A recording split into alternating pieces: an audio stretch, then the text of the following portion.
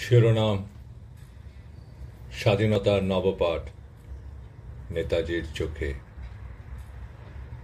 কবিতা ও কণ্ঠস্বর রৌনক ভট্টাচার্য। যদি আজও নেতাজি দাঁড়াতেন, চোখে জ্বলে উঠত আগুনের শিখা, বলতেন স্বাধীনতা কেবল অধিকার নয়, রক্তে লেখা কর্তব্যের দীক্ষা। যে প্রাণ গেছে ধুলির তলে, যে রক্তে রাঙা ভোর এসেছে আলোকে, তার মর্যাদা রাখার শপথ জাগুক প্রত্যেক হৃদয়ের কলরবে। আমরা এক করেছি দেশ, গুড়িয়ে দিয়েছি জাতের দেয়াল, তবু কেন কেন বিভাজনের ছায়া ঢাকে আমাদের স্বাধীনতার এই স্বর্ণালী সকাল? দুর্নীতি, ভণ্ডামি, লোভে কলুষিত আজ স্বাধীনতার নাম।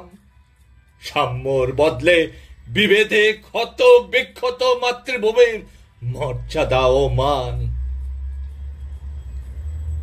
কৃষক, ছাত্র, শ্রমিক, জননী ত্যাগে গড়া এই স্বাধীনতা সহজে পাওয়া বলে কি আজ হারাচ্ছে তার এই পবিত্রতা?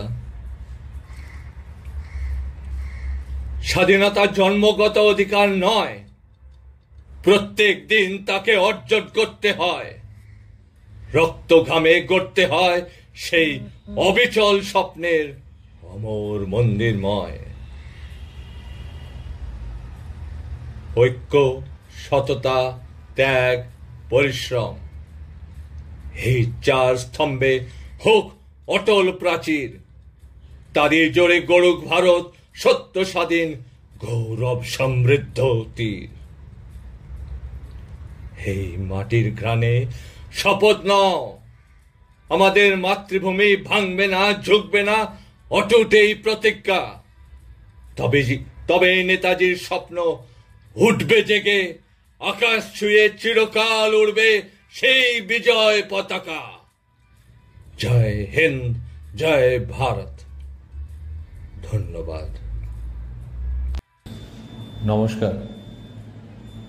এখন আমার একটা ছোট্ট অনুরোধ।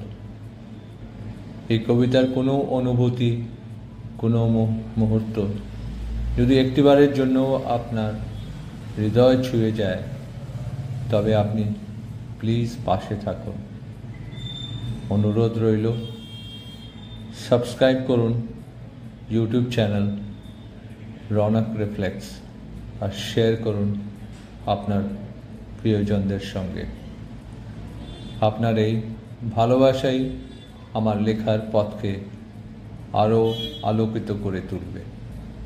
ধন্যবাদ। রৌনক ভট্টাচার্য।